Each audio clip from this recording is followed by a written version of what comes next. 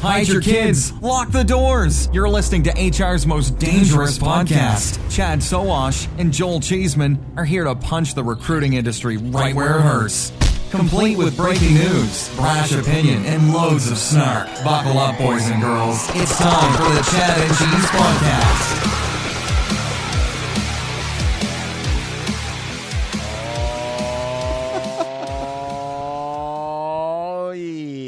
What's up, boys and girls? We're live from the Daxtra booth at Unleash in Las Vegas. This is the Chad and Cheese Podcast. I'm your co-host, Joel Cheeseman, joined as always, Chad Sowash is here, and we are just giddy like schoolgirls to welcome Matt Lavery to the podcast. He is Global Director of Sourcing, Hiring, and Onboarding. Wow, that's a mouthful. Company called UPS. Matt, welcome to HR's Most Dangerous Podcast. Thank you for being here. Thank you for inviting me here, I should say. And I see that you survived the jump. Happy to see you in the chair and not stuff on the ground. Look, he's looking at you and saying, "Glad you made it," but I didn't give a shit about me.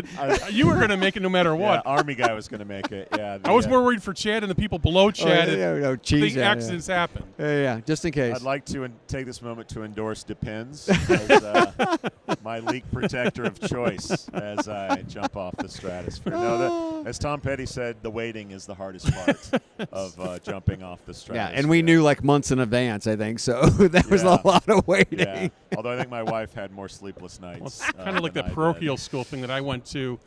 Just the threat of the ruler on the board before they grabbed it to you was enough to maybe say I shouldn't say that. Yeah. Just having the ruler out there in the visual. Uh-huh. Yeah. So a lot of our listeners don't know who you are, Matt. They know the company, but let's talk about you. You've got a fine taste in food and sports teams, but what else do you like or would you like to tell us about yourself? Born and bred southwest side of Chicago. Went to parochial school, went to Notre Dame. Been at UPS for 27 years. I've worked in Atlanta, I've worked in Brussels, worked in Chicago. But my tact has always been in the TA space. Yep. We've been called different things over the years. We were workforce planning at one point. Yeah. We were in employment and staffing at one point. So the names have changed. My direction of what I've done hasn't really changed that dramatically. My role started as an interviewer / recruiter back 27 plus years ago, and 97 you started at UPS. Yeah. Want to get that right. Yep. Now you said south side of Chicago, but you're also a Cubs fan. That's right. How do you make peace with your God with that kind of? How do you get out of the house with that jersey? Well, I didn't go to Wrigley Field for the first time until 1984. My father wouldn't take me. He told me there was like feeding a pig steak by taking a Southside Irishman to the Royal side. I had to take myself. There are plenty of tickets to White Sox games today. If you're probably back then too. But there was Cub games too, for that matter, back then. I think there was equal futility on both sides of town. That's the quickest way to make your son not a White Sox fan by saying you can't go. The funny part, but literally, I mean, the grade school I went to, Bill Murray's sister, who's a nun, was one of my grade school teachers. Awesome. When I still have vivid memories of Game 1 where we won 16-1 against the Padres in '84. We were the only Cub fans in the classroom, and she reeled the TV in. Everyone else booed, and we were the only few people cheering, watching the results. Wow. So Caleb Williams to the Bears. Let's get the sports talk out of the way. Are you optimistic? I am. It's the most optimistic I've been maybe 20 years. Oh, that's not a good sign. That's not. No, but it is how bad. That's an Aaron Rodgers ACL tear. Well, when Eric Kramer holds your single-season passing record as a team, and then Sid Luckman is the barometer for a career, can only get better. It's only get better than that. It's hard to get lower than that. You mean Rex Grossman didn't? No, the record? I think Jay Cutler owns some of the records, but for the best quarterback in our franchise history, Sid Luckman is generally back in the 40s is perceived. And Eric Kramer owns the single-season record for passing yards. That's so Chicago. That's bad. So Chicago. Middle linebackers we can talk about. Oh, yes. Yeah, but quarterbacks not so much. Yeah, for sure. Okay. So UPS, most people know the name, but give us the specifics, some big numbers around employee count, where you guys do business, and how many people you're hiring, quite frankly, is immense. A little over 500,000 globally. We're in we have we call brown employees in 73 countries. We hire a couple 100,000 people of course of the year. Our biggest area of concentration, though, is in peak season. We're going to hire over 100,000 people in 6 weeks. So we're going to hire a small town of people in 6 weeks period of time, and we gear the whole season up for that. So that's and you do that every year, by the way. Doing it for 27 Christmas years. doesn't take a break. 27 years. Okay, so let's talk about the scale, though, because back 27 years ago wasn't that big. That a lot more people. Was it more? So a lot more people just to make the machine grind. Yes. Let's talk about that. Yeah, let's talk about that, and then moving forward to today, because I think as we've been talking about, HR and TA and tech, actually understanding the impact, a lot of listeners out there don't understand the impact because many of them were around since after the internet, right? Yeah. So let's talk a little bit about that machine. Let's go back to, there's a building off of 294 in Chicago called Chicago Area Consolidation Hub. It was one of the first major buildings that was built in Chicago. It was built in 1995. That's where I started. Okay. We were hiring 400 people a week in that building at that time. So 100 people per shift. There was 4 shifts. And all manual. And then at peaks, there were 23 pieces of paper that had to be completed my on God. each hire that had to get sent down to Marietta, Georgia, which was an employee service center that keyed it into. It was an older system until 1999. Then we updated it, went to PeopleSoft in 99. Yeah. But it was a whole procedure to get somebody hired. Wow. And we had a team of people in Chicago. This is just this one location. Data entry? We had over 30 admins. We had 25 interviewers. Yeah. We had 40 recruiters. Yes. And just to make all that happen. So let's talk about this, kids, because everybody's saying that AI is going to take jobs and so on and so forth. Well, the internet and process methodologies, but we did evolve, and we still have shit tons of jobs that are out there today. So what do you say to those people when they say, well, AI is going to take all those jobs? Because you've been there and done that before. I think jobs are going to evolve. Yes. And I think as a TA leader, there's a couple of ways you can go with that. Uh-huh. So if you're looking at a recruiter and say, now they're handling 10 to 15 recs, and if we take these pieces of work away that are time sucks and now they can handle 15 or 20. That's one way. You can do that methodology, and you can reduce the number of recruiters that way. Yeah. Or I prefer to go down a road of actually calling them what they should have been called all along, talent advisors, giving them more responsibility. Because we talk about in HR all the time, getting the seat at the table. Yeah. But the leader of HR can't get the seat at the table unless people below him are also at the seat at the table in those local areas. Yeah. So to empower those folks, give them the time, give them the resources, give them the information to be a difference maker in each of their little areas of the company, that trickles up. Trickle down has never worked. We've known that through several presidents. Yes. But don't get him started. I know. But trickle up does work. When other people are hearing that the TA space is solving problems, solving issues in each of these areas, that will trickle up, and it does trickle up. Well, for you, though, I mean, when you take a look at if those positions aren't filled, you're missing revenue. Revenue drops. Every job that we do, that we can, we put a dollar amount for every day it's open. Yes. And we go in front of the hiring manager and say, every day you delay your interview schedule, every day you delay your selection. This is what you're doing. This is what you're costing. See, that's genius. So, so do you know, is that different? It's got to be different. Different by geography and job position type. by, oh my God. So you've got all that broken out. As best as we can. There's some jobs that's hard to do it, but the sales jobs and some of the operational jobs, those are a lot easier because there's number of components that we can put to it. Yeah. Some of the stuff like marketing, it's kind of like Kiss the World Part 1 when he goes in.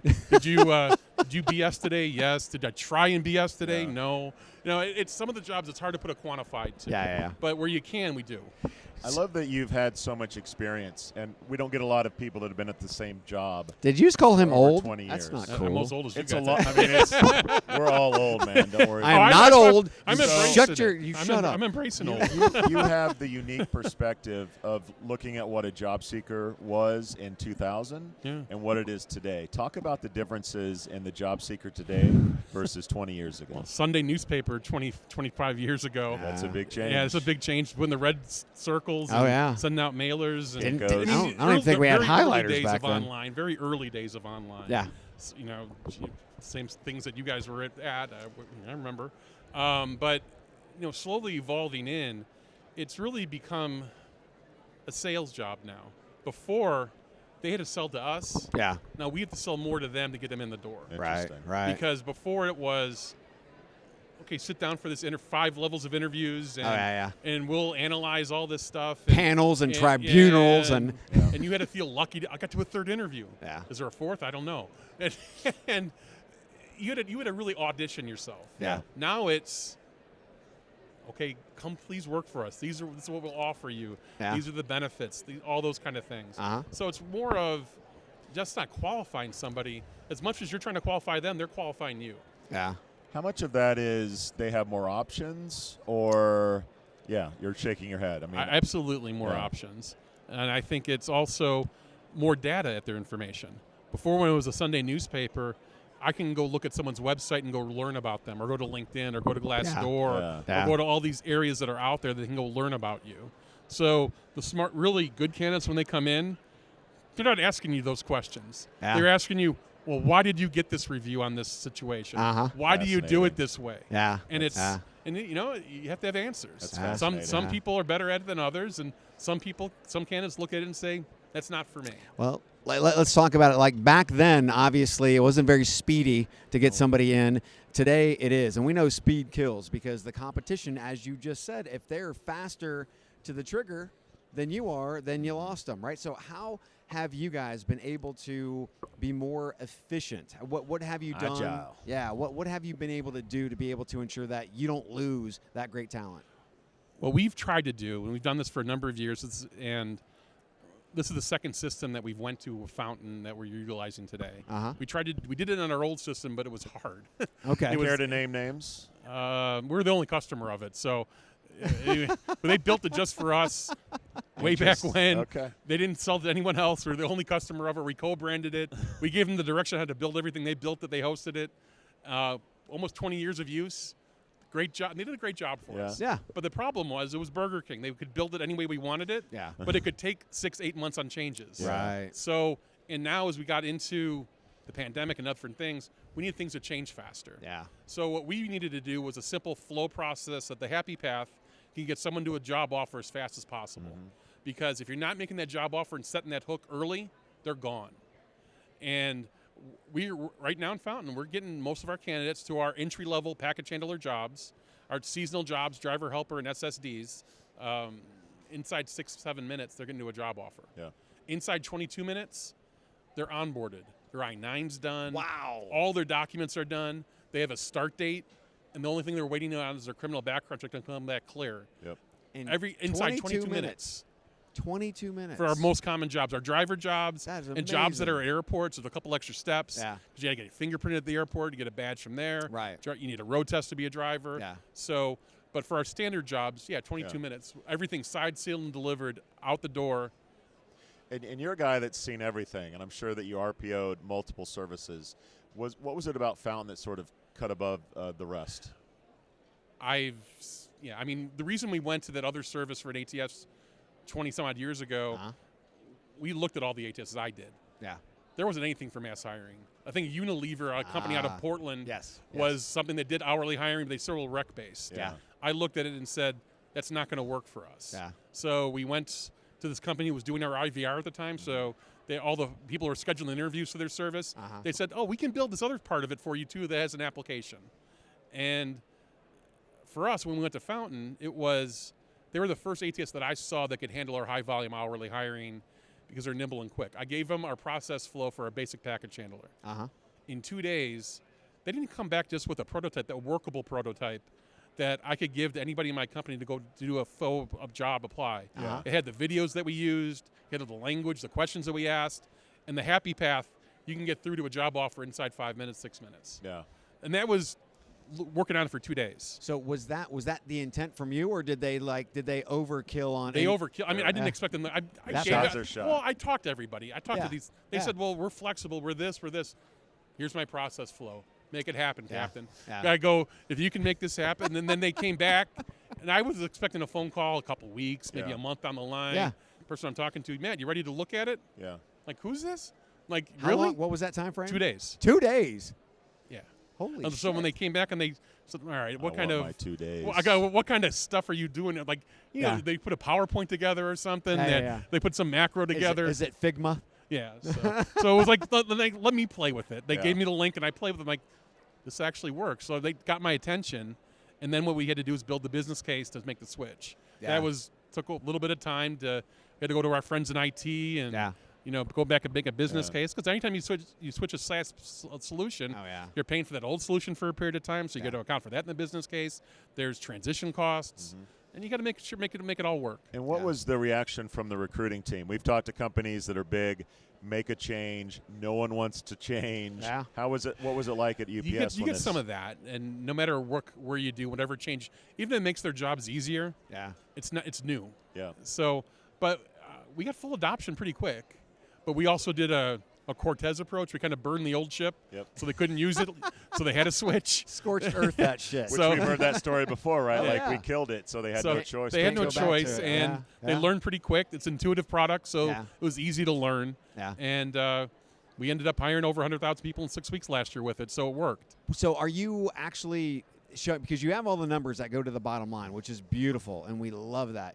Are you actually showing that you're filling faster, so therefore we're saving this kind of money? Yes. I mean, and pushing that back up and saying, this is why we do this. This is how fast we're filling jobs today. The table. Think of it this way. We were on a cycle with our old ATS that we were replacing jobs on our UPS jobs board every 4 hours. Okay. So we were up and down any changes. Sure, yeah. We had to flip it to an hour. Oh, yeah. Because jobs are getting filled that quick. Candidates were coming back 4 hours after a posting, and some are getting filled already. Wow. So, and now we're finding even an hour's too long. Yeah. We're moving towards real time. So, because we want good candidate experiences. Right. So I don't want someone to see a job on our board, come to it, and they say there's no more openings. Yep. Yes. I want to get better at it. So, because I want to meet their expectations. Yeah. Right. Because it's the human element you can't lose in all of this automation discussion. Yeah. You have to account for it and still be human with people. Yeah. And you have to be straight with them. And speed and transparency are what they want. We're trying to give that to them. So what are you guys doing on the engagement after? So say you've got some people that didn't get jobs, right? Filled all those positions. That's awesome. What are you doing to keep them engaged? Because there are going to be new positions opening in a minute or two, and you want to get them into that new pool. We have drip campaigns on every location that comes available. We're going back into our old candidates first. Perfect. We're marketing to them.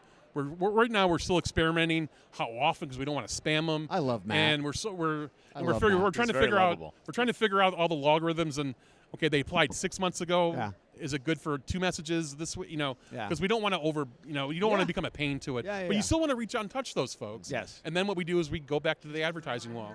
So we are saving money on both sides. Yeah. Because we're able to reutilize our database of our candidates that we paid for and put them into hires. I just don't want it to be a bad touch. Not bad No. touch, Matt. There's no doll here to touch and figure out where it is. No, only good touches, shoulder and above. I lost my train of thought. Thanks, Chad. We talked about the reaction from the recruiters.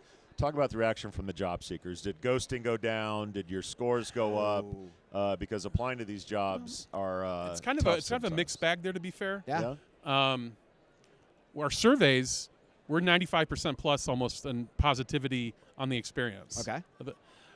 Is that like an NPS score? Yes, okay. an NPS. Okay. So it's Is that high. going up? Yeah. It's gone up, but we were in the 50, 60 range. Oh, very nice. So because those people will use UPS or that's competitor. everyone we hire is a potential customer. Yes. Everyone we interview is a potential customer. Yeah. So that's why we take it seriously, because we don't want to harm our brand. Yeah. The part that really we're still trying to figure out is the ghosting. It's probably equal to what it was before.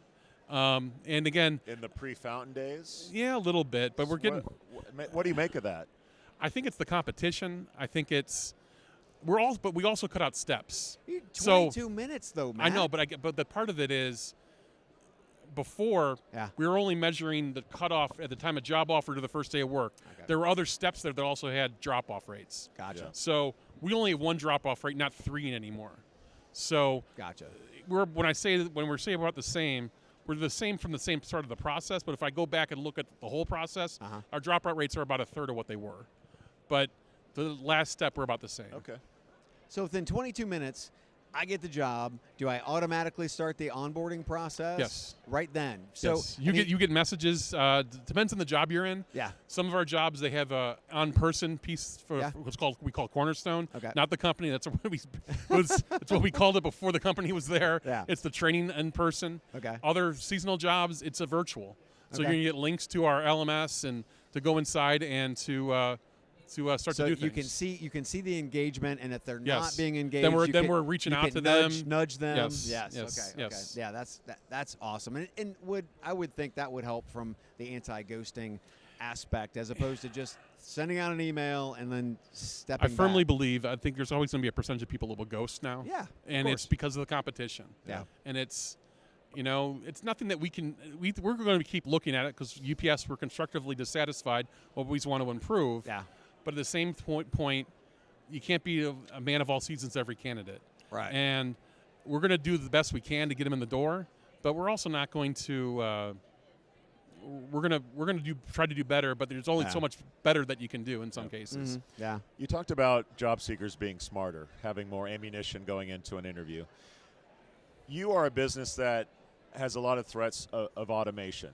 We talk about self-driving trucks, self-driving or self-flying, whatever, and a lot of drones. Heavy packages can be lifted by machines.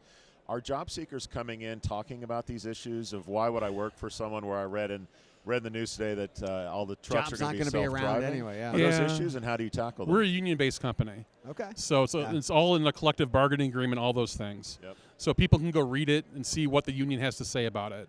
There's a lot of things that in our union agreement that we have to go talk to the union before we institute things and even consider some things. So, I mean, the difference, a lot of people say it's a union company and it's scary a little bit to some people. Our founder brought the union in on a handshake back in the 20s and 30s. Mm-hmm. It wasn't Pinkertons. There wasn't like fights. Yeah. He was a founder of the company. He wanted his employees to be the best represented and also to be the highest paid in the industry. Our drivers for years have been the highest paid in the industry. They get a pension still today. How many jobs have a pension today? Our drivers who deliver your packages, they have a defined pension plan. Wow. I mean, their total compensation all in, over about $150,000 salary, benefits, and a pension plan. Yeah. There's not many jobs that you can do without a high school diploma to go out and make that. Well, and you guys started putting AC in your like Florida trucks, and it was you have that collective voice, which is telling you that, which is why I would say that the founder did that in the first place. Probably because so. You got to hear from the people, and right? we listen, and in some cases, like any negotiation, everyone comes in with a pile of things that they want. Yeah. And you can't get everything. No. So you negotiate. That's what it is. They do that for a reason. That's what it is. Yeah. So it wasn't, they've asked for AC before. They had other priorities. They wanted more benefits. They wanted a better pension plan. Gotcha. So that's where money went that could have gone to that in the past. Yeah. So, and again, the other piece of it is we turn our truck off every time we make a stop. The key goes on your pinky ring. It's part of the training. Uh-huh. You ever start your car and try to put the AC on a hot day after it's not, so after I peel my leg. Yeah. So So I mean, what we're trying to do with our package cars now, there's a lot more fans, more white roofs. We're trying to decrease the heat in the package cars, but AC in some of these areas are essential. We know that, and we're responding to what our employees want and need. Yeah, that's awesome. I love the union. I love that. And in many ways, you guys were mavericks. I mean, we talk about the auto workers. We're talking about hotel workers now, but you guys were the first, really, that we started talking about the rise of unions in the last 2, 3, 4 years. Yeah. Just curious about your take on labor unions and maybe the benefit in recruiting and retention. Well, we've never. I mean, obviously we had some disagreements. But it's more of like a brother-sister kind of situation in the family. Yeah. It's a sort of we've been part of our union's been part of our company for almost 100 years. So that's awesome. It's hard for me to gauge what it wouldn't be like because I've always dealt with them. Uh-huh. In some cases, you have to look at it from their point of view. It forces you to look at any situation through someone else's eyes. Because sometimes you get typecast or so it has to be this way because I'm the management person. Then you have to come back and sit, all right, that does make sense. And why do we do it this way or why should we do it that way? And so it's kind of like hiring. Recruiting and retention, where does it play in that aspect? I think we get more questions about, it depends on whether or not you're in a right-to-work state or not. Okay. So the biggest questions, do I have to join the union in a right-to-work state? In non-right-to-work states, they ask about what are the union dues, those kind of things, what are the benefits. And that's where the fine line is because we're not supposed to talk about that to the employee because that's where your representation comes in. We can give them information, where to get it, those kind of things. Right. But again, it's not as adversarial as one would think. Yeah. It's more sibling rivalry in some cases, and you fight over things because you both want we want to profitable. We both want to be profitable because they don't want their jobs to go away. Exactly. And we want to be profitable for obvious reasons. And they're also the face of our company. Our drivers are beloved in their communities. Yeah. You can go scan and put an article in about UPS driver about every month. Someone retiring after 35, 40 years of service, and they held parties for him in these little neighborhood communities. Yeah. So that's something that we like, obviously, and we want to foster, and we want to make sure that still remains there. Our drivers get access in buildings that our competitors don't get. Let the person around behind the counter. We trust that person. I see that person every day. That's my driver on my route. So there's a lot of brand to that. The brand plays that. I love the embrace. Most companies are fighting like tooth and nail with unions, and you guys are embracing it. So having an old style. Let's jump back into tech real quick. Where do you see? Because obviously, going from back in the 23 pages days. Oh my God, that's hurtful. To today, and we got audited on each page if there was a cross off. Jesus, we had a file folder audit. How did you ever hire anybody? Anyway, okay, I digress. That's why you have 30 admins working for you. I digress. Looking forward, where we are today. You're skating to the puck. Where is it going, especially in this space? Efficiencies, those types of things. Because you're living it right now, but it's not stopping. No, I think for us, it's how we want to embrace AI is going to be the question. Yeah. Do we want to become better informed and better predictability? Mm-hmm. I think that's where it's going to go from us. Okay. Where we can predict things better. How much money we have to spend on advertising. How many people can I get from my internal database? Yeah. More metrics on that. Better reliability. So if I get an opening in Bozeman, Montana, maybe I don't have to advertise at all. I only go through my internal candidates, and we get better metrics on that. Yeah. The other side of it is we need to make sure our recruiters, the time we take away, what are we filling their day with to make them better talent advisors and become masters in their area of when there's a problem, maybe it's not even TA related, it's employee related. Let's talk to my talent advisor on how they can help. That's what I'm looking at, is to use AI to make us better, better people, better employees, and to be counted on as a resource within our organization. Have you checked out, I'm sure you have, just the math on how much money you're saving now that you're going into your internal database first instead of just going direct I'm not going to give you numbers, but we are saving a fair amount of money with that. Yeah.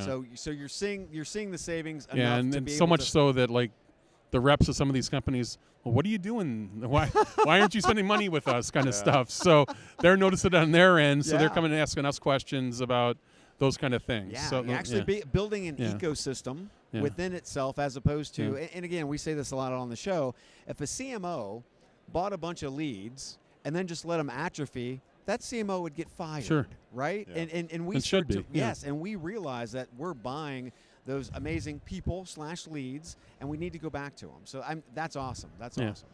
And on that note, talk about upskilling. That's a big topic now. Taking your current workforce. Yeah. I know you guys have a really great plan of moving up the ladder, but talk about upskilling and how UPS approaches that. Again, we're a union company for the most part, so we up to a few years ago, about 80% of our positions were all filled from within. Yeah. And all of our driving jobs, for the most part, are filled from within. You start as a package handler. You work for, in some cases, you might work as little as 6 months. Yeah. Other cases, a couple of years. Then you're in line to become a driver to get that job. But there's other jobs that you can put a bid in on. So on the union hourly side, everything's promotion from within. Get hired at the entry level and then bid on jobs as they become available. Okay. But there's another track, though, as a part-time package handler. I can go the management route. We have part-time supervisors that manage 6 to 8 part-time package handlers. Okay. So we're going to promote those people from within too. And then those part-time soups become full-time soups, managers and operations and so on. Yeah. What we've done over the last few years is we've gotten better to try to get outside talent, because sometimes when you only have one way to think, you don't grow as fast or as easy as you can. Yeah. So we brought in the first time Carol's the first time we brought in a CEO from outside the organization. Daryl Ford we brought in from outside the organization. My boss, Dan Hawksworth. Tayo we brought in from the organization, other areas, to help give us some different perspectives. Yeah. I embraced it because I kind of always was outside the organization. I was a little bit different than some of the other UPSers. So it was refreshing to have people come from the outside and say, yeah, we've met. Yeah, you're right. Yeah. Because often it was, well, we're going to go hire a consultant. They're going to tell us what to do. I'm like, no. That's why I'm here. Yeah, That's why I'm go, here. yeah, I'm like, no, we don't want to do that. But again, it's the easy button in some cases. Yep. But now when you're getting outside thought into our organization, it's helping us grow faster. When you're talking about the outside, pulling people in from the outside, UPS has an amazing veteran hiring organization. Not to mention you have the business, resource groups inside. Yep. Talk a little bit about that. Why was that so important to UPS to build such a robust veteran hiring and also BRG system? We're very much a militaristic culture. I mean, the way that we promote people from within, the way that our diversity goals are. I mean, we didn't start with the diversity when George Floyd happened. Yeah. Diversity was inside of our nature. We've won awards for many years on many different areas, like for the amount of female pilots that we have, for the amount of management that we have that are minority-based. All those things, we're pretty good. Yeah. And I think any company that wasn't good before George Floyd, they used George Floyd to do some things. Yeah. They're probably not good now. He had to be good before that to be good now. Yeah, yeah. And for the veteran space, we attract veterans just the nature of our company, because you can get promoted by doing a good job and doing the right things. Yeah. And that's what they're used to in the veteran space. Right. They put their time in. They can bid on jobs. Those kind of things. It's core to them. It's about service to the company instead of the country, and they see value in that. I'd encourage you. I'm going to make one plug here from someone that works for me. Lloyd Knight, who runs our talent acquisition for veterans. Yeah. He just started a podcast over the last couple of months. Nice. He's got about 15 in the can already. It's called The Landing Zone. How am I not on this already? What is going on around here? What the hell? No, absolutely. This is The Landing Zone, not The Bone Zone. That's a different podcast. No, but it's something that we're trying to connect to veterans in many different ways, and we see there's a lot of value to it. I see value to it. Yeah. I'm not a veteran myself, but I see a value in what they bring to our organization, and also is to give back for the service they gave to our country. I think that's an important piece of it that shouldn't be lost. Yeah. It's 2024. It's an election year. I don't know if you got the I got the memo. Yeah, I got the memo. Yeah. There's an election year. Yeah. The border has been highly politicized. Immigration has been politicized. We don't hear a lot from companies about the impact on immigration, the importance of new workers coming into the country. What are your thoughts on immigration as a whole and how it impacts UPS?